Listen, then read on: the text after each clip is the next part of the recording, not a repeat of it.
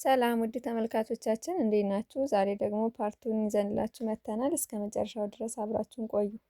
ከተማሪዎች ውስጥ አንዱ በእናቱ ሴራ ታግዞ ሚያን ወደሚያስፈራ ክፍል ውስጥ ይዟት ይሄድና ይዘጋባታል። በድንገት ከስቴላ ዓይን የተሰወረችው ሚያ ስቴላን እጅግ ጭንቀት ውስጥ ይከታታል። ስቴላም ለሃሪሰን ደውላ ሚያ እንደጠፋች ትነግረውና ፍለጋዋን ትቀጥላለች። ሚያም በዚህ ጨለማ ክፍል ውስጥ እናቷ ስትገደል የነበረውን እሱም በአንዲት ክፉ አጋጣሚ ቀን ሚያና የሚያ እናት ወደ ቤታቸው እየሄዱ ሳለ ከኋላቸው ወንበዴዎች ይከተሏቸዋል።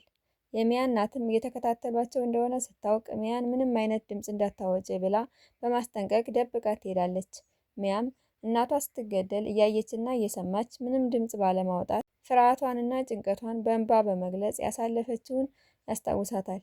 ያም አሰቃቂ ክስተት አእምሮዋ ላይ የነበረው ጥልቅ የስነ ልቦና ጉዳት በመቀስቀስ ይበልጥ ጭንቀትና ድንጋጤ ውስጥ ይከታታል። ስቴላም ከብዙ ፍለጋዎች በኋላ ከተዘጋው በር በስተጀርባ መሆኗን ትደርስበትን ከፍታው ስትገባ ሚያ በፍርሃት እያለቀሰች ታገኛታለች። የሚያን እንባና ድንጋጤ ስትመለከትም ስቴላ እንባዋን መቆጣጠር ያቅታታል። በፍቅር አቅፋ ስታረጋጋት ሚያ እናቷ ከሞተችበት ቀን ጀምሮ እስካሁን ድረስ ሳታወራ ለመቆየቷ ምክንያት የሆናትን አሰቃቂ ክስተት እንድትረሳና የእውነት የሚወዳት ሰው እንዳላት እንዲሰማት ታደርጋታለች። በመቀጠልም ስቴላ ይህንን ባደረጉት ሰዎች ላይ እርምጃ ለመውሰድ ሚያን ይዛ ትሄዳለች።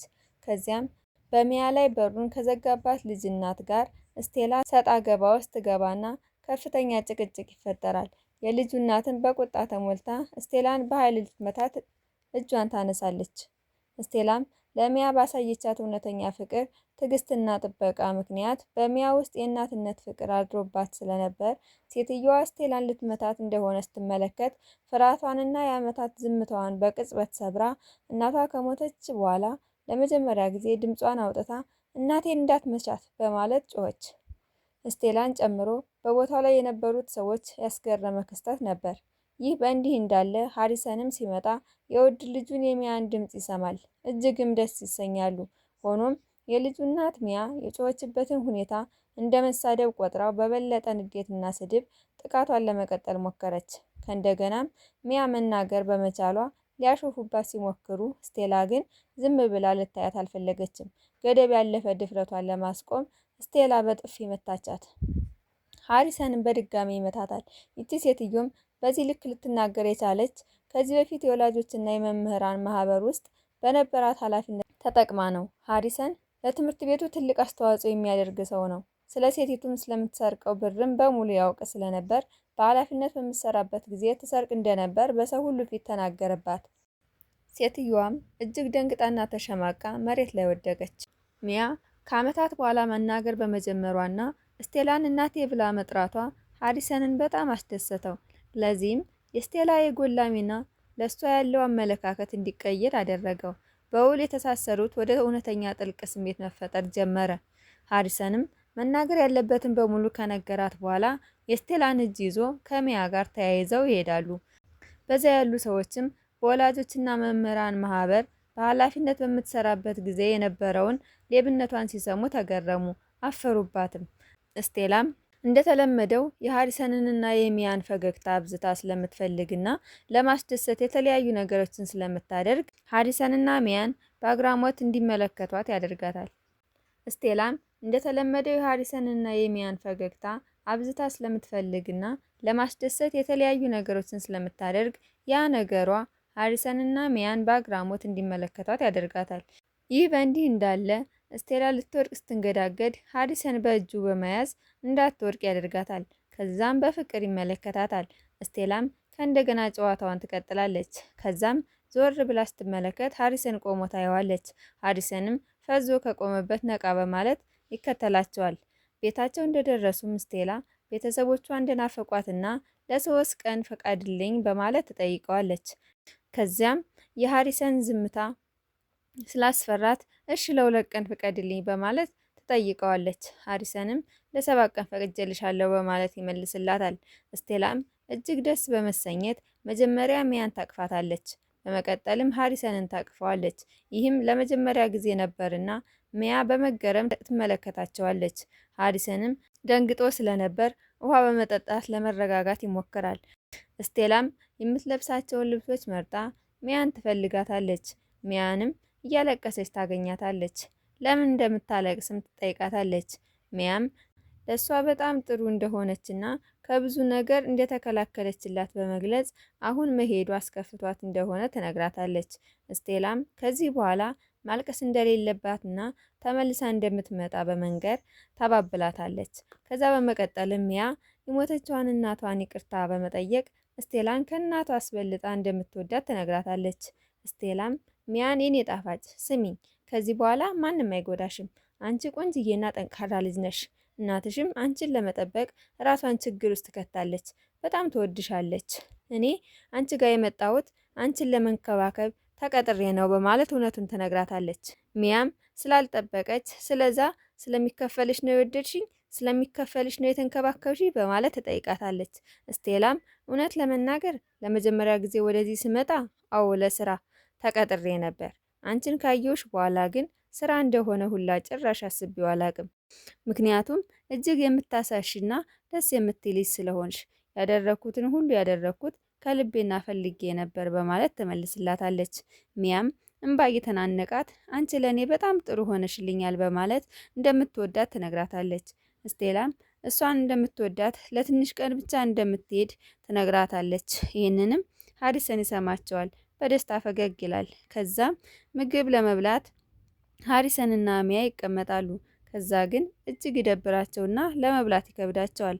ሀሪሰንም ስቴላ የምታደርጋቸውን በማስታወስ የያዘውን ምግብ በማስቀመጥ ለሚያ ወጣ ብለን ዞር ዞር እንበል በማለት ይጠይቃታል።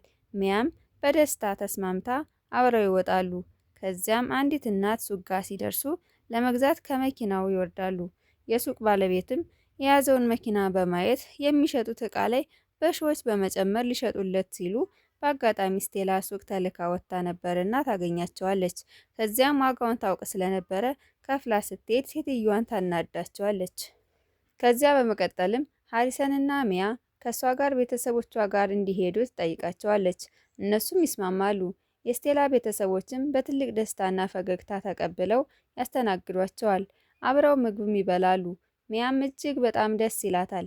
እየበሉ እያለም ስቴላን የልጅነቷን እያወሩ ይጨዋወታሉ። ስቴላም በቤቷም ሚያን ከማጫወት አልተቆጠበችም። ሚያን ያስደስታታል ብላ የምታስበውን በሙሉ በማድረግ ዘና ፈታ ታደርጋታለች። ከዚያም ፈታ ያሉ የስቴላ ቤተሰቦች በመሃል መጥተው ሊረብሿቸው ሲሞክሩ እዚህ ምን ትሰራላችሁ? ውጡ ውጡ በማለት ያስወጧቸዋል። ከዚያ በኋላም ሚያን አልጋ ላይ ያስተኝታት ስትመለስ ሀሪሰን ሶፋ ላይ ተኝቶ ታገኘዋለች። ከዛ ወደ ተዘጋጀለት መኝታ እንዲሄድ ትነግረውና ወደዛ ትወስደዋለች። ከዛም ስቴላ አመሰግናለሁ ይላታል። ስቴላም ቀላል ነገር ነው በማለት ትመልስለታለች። ሀሪሰንም ለሚያ ትክክለኛ እናት እንድትሆኝ ይፈልጋለሁ በማለት ይጠይቃታል። ስቴላ ግን እንቅልፍ ወስዷት ነበር። ሲነጋ ጠዋትም የስቴላ አባት የማሳያችሁ ነገር አለ በማለት ከቤት ይዟቸው ይወጣል። ከዚያም እየሄዱ ሳለ በመንገድ ላይ ጎረቤታቸውን ያገኟታል። ይቺ ሴትዮም ስቴላን ወድቃ እንደቀረችና ከንቱ እንደሆነች ጥሩ የሚባል እንኳን ስራ እንደሌላት አድርጋ ትናገራለች። ሀሪሰንም በአካል አግኝተው ስለማታቅ ከፊት ለፊቱ የቆመው እሱ እንደሆነ በፍጹም አልገመተችም ነበር። የመጣላትን ሁሉ በመናገር እጅግ አሸማቀቀቻት። የእሷ ልጅ የሀሪሰን መስሪያ ቤት ልትቀጠር እንደሆነም ነገረቻት። ከዚያም ሀሪሰን ያዘዛቸውን እቃዎች ነበሩና እነሱን ይዘው ሲመጡ ትመለከትና ሀሪሰን እንደሆነ ከነሱ ትሰማለች። በጣም ትደነግጥና በመንተባተብ ይቅርታ አንተ እንደሆን ካላወኩም ነበር በማለት ስቴላንም ይቅርታ በመጠየቅ አንገቷን ደፍታ ትሄዳለች። ይህ ድርጊትም ስቴላን ከዚህ በፊትም በሚያውቋት ሰዎች ሲያሸማቅቃት የቆየ ስለነበር ዛሬ እጅግ በጣም ደስ እንደተሰኘች ለሀሪሰን ትነግረዋለች። ሀሪሰንም ለሚያም ማንም ያልሆነላትን ነው የሆንሽላት እናም እኔ ነኝ ላመሰግንሽ የሚገባኝ በማለት ይመልስላታል። ከዛም እራት ይደርስና ወደዛ ይቀርባሉ። የስቴላ ቤተሰብም የተለመደውን ያደርጋሉ። ይህንንም ሀሪሰን ይመለከትና ለልጁ ያደርግላታል።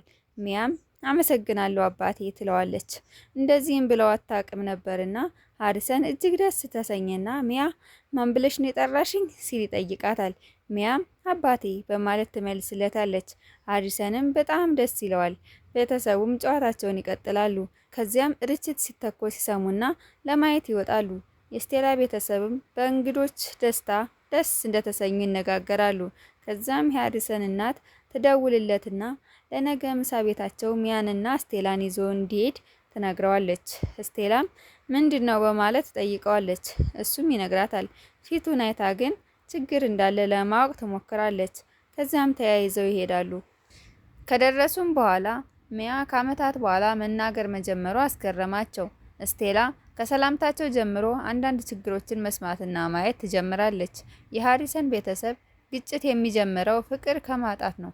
የሄይስ ቤተሰብ በውጭ በጣም የተሳካና የበለጸገ ቢመስልም ውስጣቸው ግን በሀዘን፣ በመተማመን እጦትና በቤተሰብ ውስጥ ባሉ የስልጣን ፉክክሮች ተከፋፍሏል።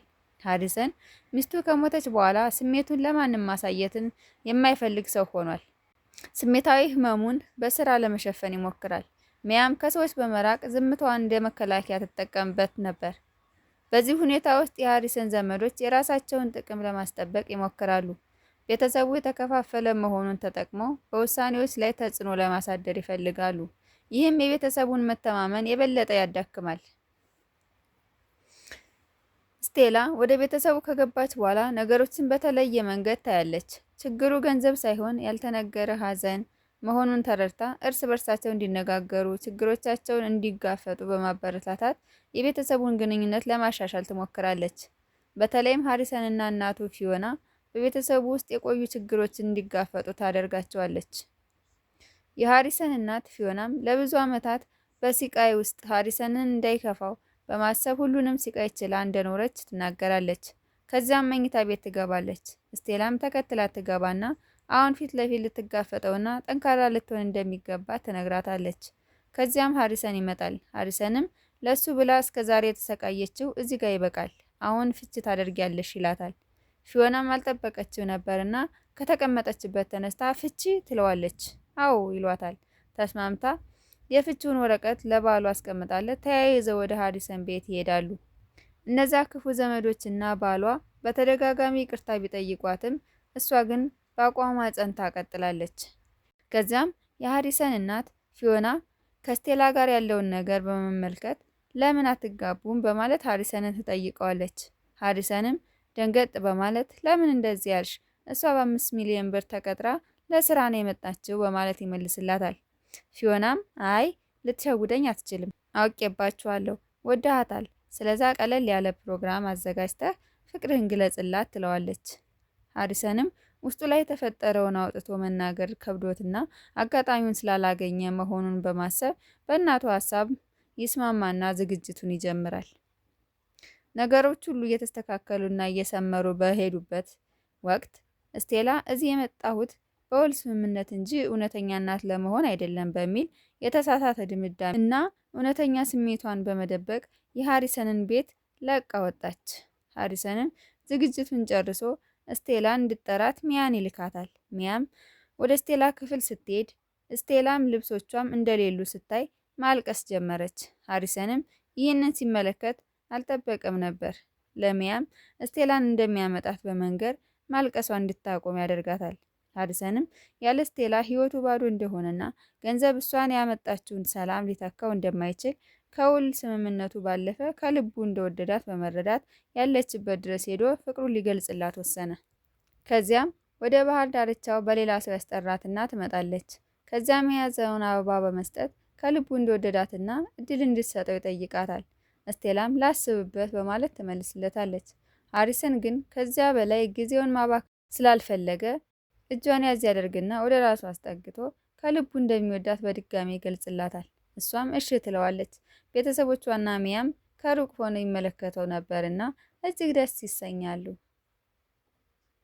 አብራችሁን ስለቆያችሁ እናመሰግናለን። ሀሳብ አስተያየታችሁን በኮሜንት አሳውቁን።